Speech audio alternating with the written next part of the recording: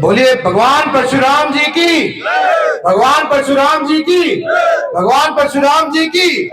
ऐसा लगता है जैसे अपने घर में आया हूँ सतनाली आकर। का प्यार आशीर्वाद ऐसा मिलता है, इतना उत्साह देखने को मिलता है। बड़े बुजुर्ग इतने प्यार से आशीर्वाद देते हैं और मेरे युवा भाई, मेरे नौजवान साथी, वो इतने हर्ष और उल्लास से मिलते हैं कि मन खुश हो जाता है। अब मुझे पता बाबूजी बार बार सतनाली क्यों आते थे।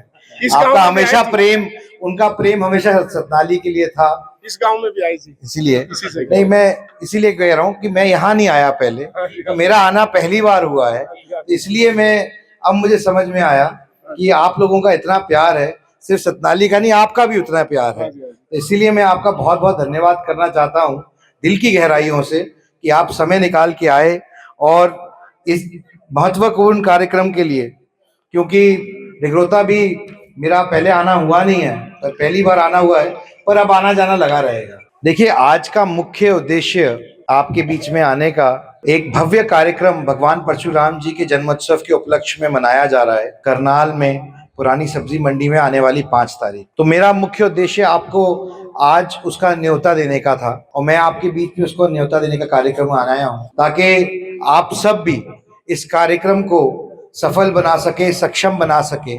मैं ये भी कहना चाहता हूँ कि भगवान परशुराम जी 36 बिरादरी के भगवान हैं, वो सिर्फ एक समाज के या एक बिरादरी के नहीं है। तो मैं इसी मंच से आप सबके द्वारा भी 36 बिरादरी को ये निमंत्रण देना चाहता हूं कि भगवान परशुराम जी के जन्मोत्सव में आए और हर्ष और उल्लास के साथ धूम धड़ाके से इस कार्यक्रम को मनाने का काम करें। बहुत लंबा समय तो नहीं हुआ है सार्वजनिक जीवन में, राजनीतिक जीवन में, लेकिन जो रास्ता पंडित विनोद शर्मा जी ने दिखाया था, इस रास्ते पे उन्होंने चलने का काम किया, जो पौधा उन्होंने लगाया था ईपीबीजी का, उसी तरीके से उसी रास्ते पे चलने का काम मैं भी करूंगा, आप लोगों के लिए करूंगा। मैं आपको एक चीज का आश्वासन देके जाता हूं कि भगवान का आशीर्वाद है, सक्षम बनाया है। मैं यहां से चुनाव तो नहीं लड़ रहा, लेकिन आपके जो भी काम कर सकता हूं, मेरी हिम्मत से भी जो ऊपर होगा वो भी करने का प्रयास करूंगा। मेरा ऐसा मानना है कि अगर आप सार्वजनिक जीवन में हैं, राजनीति में हैं, समाज सेवा में हैं, तो आपको पंक्ति में खड़े आखिरी व्यक्ति की चिंता करनी चाहिए, गरीब आदमी की चिंता करनी चाहिए, अपने समाज की भी चिंता करनी चाहिए। इसीलिए अगर आप इनमें से किसी की मदद नहीं कर सकते तो राजनीति में आना बेकार है, व्यर्थ है। तो मेरा प्रयास रहेगा और मैं प्रयासरत हूं कि मैं आप लोगों के काम आ सकूं, कोई भी काम हो, जो भी मैं कर सकूं उससे बढ़ चढ़ के कोशिश करूंगा। मैं आपसे ये भी अपील करना चाहता हूं, क्योंकि लगभग 18 महीने पहले मैंने परशुराम महाकुंभ का आयोजन किया करनाल के अंदर। मैंने समाज के अंदर गया, समाज से बात की, मैं 22 के 22 जिलों में घूमा, मैंने समाज की भावना समझने की कोशिश की और जो भी विषय निकल के आए, बड़े बुजुर्गों से बात करके मैंने 13 डिमांडें सरकार के सामने रखी, माननीय मुख्यमंत्री जी के सामने रखी और उन्होंने उनमें से 10 को पूरा करने का काम किया, उनको कार्यान्वित करने का काम किया मन से। तो लोकतंत्र में सरों की गिनती होती है और लोकतंत्र में अपनी बात रखने का हक सबको है, सबको हक है अपनी बात रखने का। तो सही समय पे सही जगह पर अपनी बात रखी जानी चाहिए। मुझे भी ऐसा ही लगा था कि हम शायद अपनी बात सही जगह पर सही समय पे नहीं रख पाए, इसीलिए कहीं ना कहीं कमी रह गई, कुछ ना कुछ कमी रह गई। तो अब मैं चाहता हूं, आपसे निवेदन भी कर रहा हूं कि इस कार्यक्रम को, ये तो एक यज्ञ है, इस यज्ञ में आप सबकी आहुति डलेगी, आप सब आहुति डालिए ताकि कार्यक्रम सफल होए। और बाबूजी पंडित जी विनोद शर्मा जी का न्योता लेकर आपके बीच में आया हूं पूरी आस से कि आप नाउम्मीद नहीं करोगे मुझे। बाकी तो मैं जरूर इतना कहूंगा कि जो जिस तरह का लोकतंत्र के अंदर 5 साल में एक बार चुनाव आता है और चुनाव जब आता है तो हमारे देश में एक पर्व की तरह मनाया जाता है। जो पक्ष है वो अपनी बात रखता है, जो सरकार में है वो अपनी बात रखते हैं कि उन्होंने क्या काम किया है, उसका लेखा जोखा लेके लोगों के बीच में जाते हैं। और जो विपक्ष है वो अपनी बात रखता है, अपना मैनिफेस्टो लेके जाता है कि वो क्या करेंगे अगर वो ताकत में आएंगे। तो मेरा आपसे निवेदन है कि आपका जो वोट, कीमती वोट है, उसको सोच समझ के दीजिए, अपने विवेक से दीजिए, सही कारणों से दीजिए, क्योंकि आपकी वोट से सांसद चुना जाता है और फिर वो सांसद देश का प्रधानमंत्री चुनता है। तो मैं आपसे निवेदन करना चाहता हूं कि अपने विवेक से, सोच समझ के, सही विषयों के ऊपर अपना फैसला करके अपनी वोट दीजिए, क्योंकि ये आपका भविष्य तय करता है। हमारे बड़े बुजुर्गों ने तो अपना काम किया है। जब उनको भगवान ने सक्षम बनाया तो उन्होंने ताकत का सही इस्तेमाल किया और लोगों के, गरीबों के भलाई के लिए, 36 बिरादरी के भलाई के लिए उन्होंने काम करने की कोशिश की। उन्होंने कभी ये नहीं देखा कि कौन कहाँ से आया है, किधर से आया है। कोशिश ये रही कि लोगों की मदद कर सके। तो मैं आपको भी ये कहना चाहता हूं कि ये पद महत्वपूर्ण नहीं है। आज मैं सांसद हूं, हो सकता है कल ना हूं। मैं मुख्य अतिथि के तौर पे आपके बीच में नहीं आया हूं। आप ही का भाई और बेटा आप ही के बीच में से हूं, उसी तौर पे आपके बीच में आया हूं। किसी सांसद या मुख्य अतिथि के हिसाब से आपके बीच में नहीं आया हूं। और ये नाता बना रहना चाहिए, ये रिश्ता बना रहना चाहिए। ऐसे पद तो आने जाने हैं, बना रहेगा। मेरा आपसे बस यही निवेदन है कि पदों की कोई चिंता नहीं होती, आदमी की नीयत साफ होनी चाहिए। पंडित विनोद शर्मा जी ने जब ईपीबीजी का कानून लागू कराया तो एक एमएलए थे, पर उनकी नीयत साफ थी। उनको उनमें दृढ़ निश्चय था काम करने का लोगों के प्रति। तो मैं आपको भी वही कहना चाहता हूं कि सबसे पहले आप हैं, फिर कुछ और है। मैं आपकी भावना समझता हूं, समाज की भावना भी समझता हूं, लोगों की भावना भी समझता हूं। आप भी मेरी भावना समझिए, मैं ये कहना चाहता हूं। बहुत बहुत धन्यवाद, आप लोगों ने समय निकाला, आप समय निकाल के आए। और मैं एक और चीज का वर्णन करना चाहता हूं। मुझे हाल ही में अयोध्या जाने का मौका मिला।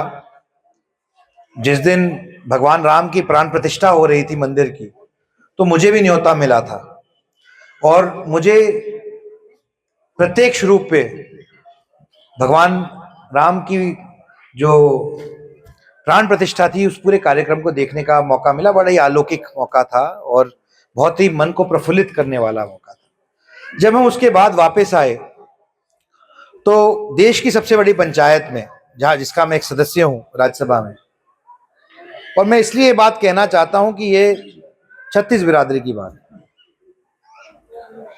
जब मेरा राज्यसभा का चुनाव हुआ तो मुझे 36 बिरादरी ने वोट किया, सारी पार्टियों ने वोट किया, तब मैं इंडिपेंडेंट सांसद बन पाया। उसमें सहयोग सबका था।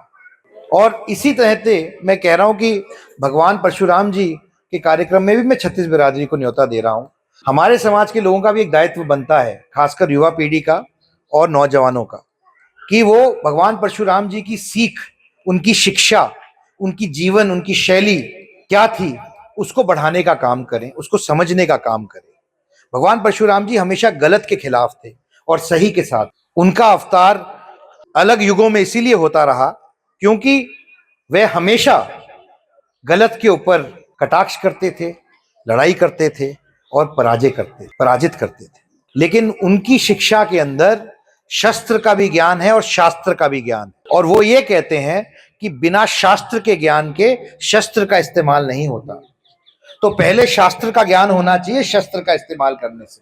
तो मैं अपने युवा भाइयों से भी ये निवेदन करना चाहता हूं कि एक सकारात्मक सोच के साथ आगे बढ़ने का फैसला करें, ताकि हम किस तरीके से समाज के अंदर बदलाव ला सकें, ताकि हम किस तरीके से अपनी युवा पीढ़ी के लिए और काम कर सकें, अपने नौजवानों के लिए काम कर सकें, जिनको हम और नौकरियां और व्यवसाय के माध्यम दिला सकें। मैं ये भी कहना चाहता हूं कि ईपीबीजी का जो की त्रुटि रह गई और जो कमी रह गई, क्योंकि जब वो ईडब्ल्यूएस में सम्मिलित हुआ तो लगभग 800 बच्चे रह रहे थे। मुझे खुशी बोलने में कि लगभग 600 बच्चों की नियुक्ति हो चुकी है। उनमें से अब सिर्फ 200 बच्चे बचे हैं।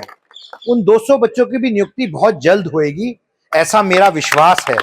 और जब तक नहीं होगी मैं चैन से नहीं बैठूंगा, मैं प्रयासरत रहूंगा, पूरे प्रयास करूंगा। तो मैं आपको आश्वस्त करके जाता हूं कि मैं आपकी भावना से अवगत हूं और मैं आपकी भावना समझता हूं और मैं आपके लिए हमेशा प्रयासरत रहूंगा।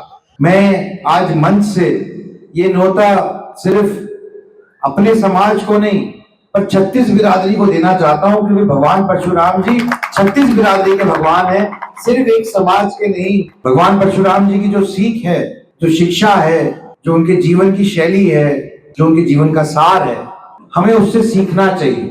और भगवान परशुराम जी के वंशज के तौर पर हमारा दायित्व बनता है कि उसका प्रचार प्रसार, उसकी पैरोकारी करना, उसको दूर तक पहुंचाना और सबसे महत्वपूर्ण अगली पीढ़ी तक, नौजवान युवा पीढ़ी तक पहुंचाने का काम भी हमारा है। हमारे बड़े बुजुर्गों ने तो नियमित जीवन जिया है और उनका जो संदेश है उसका प्रचार प्रसार किया है, पर आने वाली पीढ़ी का दायित्व बनता है कि वो ये जिम्मेदारी समझे, इस दायित्व को समझे और इसको बढ़ाने का काम करे। मैं भी उन्हीं में से एक हूं, मैं भी वो कर रहा हूं। बाकी मेरे जो नौजवान भाई हैं, साथी हैं, उनका भी विशेष तौर पे इसमें योगदान होना चाहिए, ऐसा मेरा आपसे भी निवेदन है। पिछले 2 साल में मैंने कोशिश की है कि मैं समाज के बीच में जाकर उनकी पीड़ा समझ सकूं। अगर मुझे पीड़ा नहीं पता होगी तो मैं उसके लिए कैसे काम कर सकूं। तो मेरा प्रयास है कि मैं काम करूं, पंडित विनोद शर्मा जी का भी प्रयास है कि वो काम करें। और इसी प्रयास की कड़ी में 1.5 साल पहले मैंने परशुराम महाकुंभ का आयोजन जब किया था, उसका भी यही उपलक्ष्य था कि जो भी समाज की डिमांड है, जो भी जरूरतें हैं, जो जेन्युइन है, जो जरूरी है समाज के लिए, उनको मैंने सरकार के सामने रखने का काम किया, मुख्यमंत्री के सामने रखने का काम किया। ऐसी 13 डिमांड थी और उनमें से 10 सरकार ने वहीं पर स्टेज से मानने का भी काम। तो मैं आपसे निवेदन करना चाहता हूं कि यह कार्यक्रम महत्वपूर्ण कार्यक्रम है। इस कार्यक्रम के अंदर आप सबका योगदान होना चाहिए, आप सबका साथ चाहिए, क्योंकि जब मैं सतनाली आया तो जिस तरह का प्यार और उत्साह मुझे मिलता है यहाँ पर, और मैं तो पहली बार आया हूँ पर मैंने सुना है सतनाली के बारे में, बाबूजी से सुना है, अपने साथियों से, वरिष्ठ साथियों से सुना है, बड़ों से सुना है। विशेष प्यार रहा है उनका सतनाली के लिए और सतनाली का भी विशेष प्यार रहा है बाबूजी के लिए, विनोद शर्मा जी के लिए। मैं चाहता हूं ये रिश्ता ऐसे ही बना रहे, आगे भी चले, क्योंकि जो आशीर्वाद आप लोगों का मुझे मिलेगा वो मुझे शक्ति देगा, ताकत देगा कि मैं आपके लिए और मेहनत कर सकूं और काम कर सकूं। हम सब भगवान परशुराम जी के वंशज हैं, तो उनकी शिक्षा, उनकी सोच, उनकी जीवन शैली, किस तरह से उन्होंने अपना जीवन जिया है, उनके जीवन का क्या सार है, वो किस तरीके से गलत के खिलाफ सही के पक्ष में युगों तक, अलग अलग युग में हमेशा उन्होंने लड़ने का काम किया है। तो कहीं ना कहीं उनके वंशज होने के नाते हमारा भी दायित्व बनता है कि हम उनकी सीख को, उनकी शिक्षा को बढ़ाने का काम करें, उसके प्रचार प्रसार का काम करें, उनकी पैरोकारी करें। खासकर जो हमारे नौजवान साथी हैं, जो हमारे युवा साथी हैं, मैं भी अपने आप को उसी श्रेणी में मानता हूं। तो हम सबका दायित्व बनता है कि हम उनको, उनकी शिक्षा को, उनकी सीख को बढ़ाने का काम करें। पंडित विनोद शर्मा जी ने जिन सिद्धांतों पे अपना जीवन जिया है, जिस शैली से अपना जीवन जिया है, मैं उन्हीं सिद्धांतों को आगे ले जाने का काम करूँ। मैं ऐसा मानता हूँ कि अगर आप सार्वजनिक जीवन में हैं और आप राजनीति में हैं, मुझे अब लगभग 2 साल हो गए हैं राज्यसभा का मेंबर बने, तो आपको किसी न किसी लक्ष्य के साथ काम करना पड़ेगा। अगर आप बिना लक्ष्य के काम करते हैं तो आप कहीं भी नहीं पहुंचेंगे जिंदगी में। मेरा मानना है कि जब तक आप गरीबों की मदद नहीं कर सकते, अपने समाज की मदद नहीं कर सकते, पंक्ति में खड़े आखिरी व्यक्ति की मदद नहीं कर सकते, तब तक आपका सार्वजनिक जीवन में या राजनीति में आना व्यर्थ है, बेकार है। तो मेरे भी प्रयास यही है कि मैं किस तरीके से उनकी और युवा साथियों की मदद कर सकूं। मैंने इसी श्रृंखला में एक भव्य परशुराम महाकुंभ का आयोजन किया था लगभग 1.5 साल पहले करनाल में ही, जहां मैं 22 जिलों में घूमा, मैंने समाज से बात की, विभिन्न लोगों से बात की समाज के, और समझने की कोशिश की कि क्या दिक्कतें हैं समाज की, जो जेन्युइन दिक्कतें भी थी। और मैंने वो दिक्कतें माननीय मुख्यमंत्री जी के आगे रखने का काम किया परशुराम महाकुंभ में। 13 डिमांडें थी हमारी जो मैंने उनके सामने रखी, और मुझे खुशी है कहने में कि उनमें से 10 डिमांड उन्होंने वहीं पर स्टेज से मानने का काम किया। मैं ये भी बोलना चाहता हूँ कि लोकतंत्र के अंदर हर आदमी को, हर व्यक्ति को अपनी बात रखने का अधिकार है, और हमें भी अपनी बात रखने का अधिकार है। तो मैं उम्मीद करता हूँ कि हम अपनी बात रख सकते हैं सही पटल पर, सही समय पर, ताकि जो भी कमी रह गई किसी भी तरीके से उसको हम पूरा करने का काम करें। मैं आपकी भावना भी समझता हूँ समाज की, आप ही में से हूँ, आप ही का हूँ। तो मैं मुख्य अतिथि की हैसियत से आपके बीच में नहीं आया हूँ, सांसद के तौर पे आपके बीच में नहीं आया हूँ, आपके भाई और बेटे के हिसाब से आपके बीच में आया हूँ, और वैसा ही सरोकार चाहूँगा आगे रहे।